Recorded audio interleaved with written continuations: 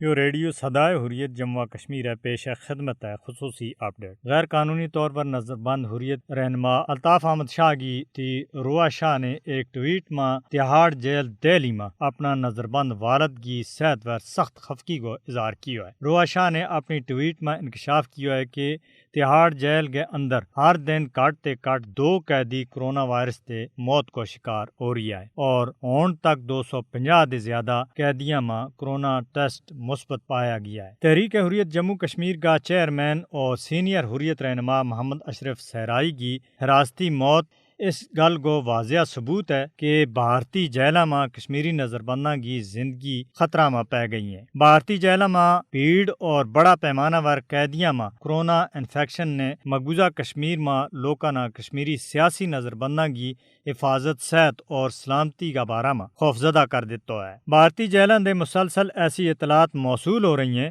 کہ مناسب خوراک اور طبی سہولیات کی عدم دستیابی کی وجہ سے کشمیری نظر بنداں کی صحت تیزی کے نہ خراب ہو رہی ہیں۔ کشمیری خاندان بار بار جو سوال کر رہا ہے کہ کیا کشمیری نظر بند انسان نہیں ہے کہ انہاں نہ کورونا وبا کی بدترین پھیلاؤ کے باوجود رہا نہیں کیا جا رہی ہو، جد کہ نظر بند حریت پسند پہلے سے ہی مختلف عوارض کو شکار ہیں اور بھارتی جیلوں میں طبی سہولیات سمیت بنیادی انسانی سہولیت سے بھی محروم ہیں۔ مقبوضہ کشمیر میں کل جماعتی حریت کانفرنس اور دوسری تنظیموں نے اقوام متحدہ اور انسانی حقوق تنظیموں نے اپیل کی ہے کہ وہ کشمیری نظر بنداں کی رہائی کے واسطے قدم چاہیں۔ پاکستان کا اقوام متحدہ میں مندوب منیر اکرم اورا نے اقوام متحدہ کا سربراہ نے اپیل کی ہے کہ غیر قانونی طور پر زیر حراست تمام کشمیری قیدیوں کی رہائی میں مدد کریں، کیونکہ فاشسٹ مودی بھارتی جیلوں میں سینکڑوں کشمیری قیدیوں کے واسطے رہائی کی اپیلاں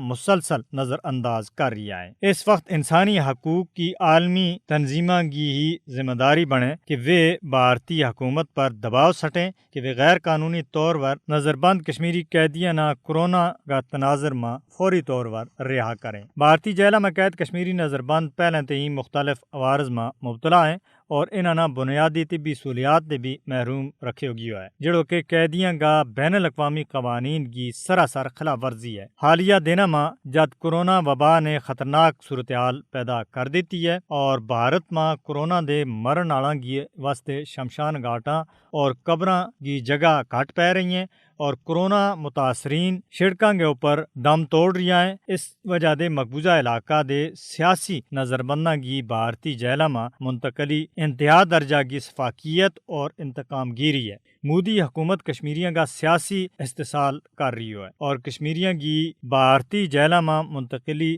سراسر مجرمانہ فعل ہے۔ بھارتی حکومت اپنی شفافیت اور ظالمانہ پالیسیاں دی کشمیریوں کا جذبہ حریت نہ کسی بھی صورت میں دبا نہیں سکتی۔ عالمی انسانی حقوق ادارہ نہ چاہیے کہ وہ بھارت پر دباؤ سٹیں اور مودی حکومت کشمیری سیاسی نظر بنداں نہ کورونا وبا کے دوران فوری رہا کرے۔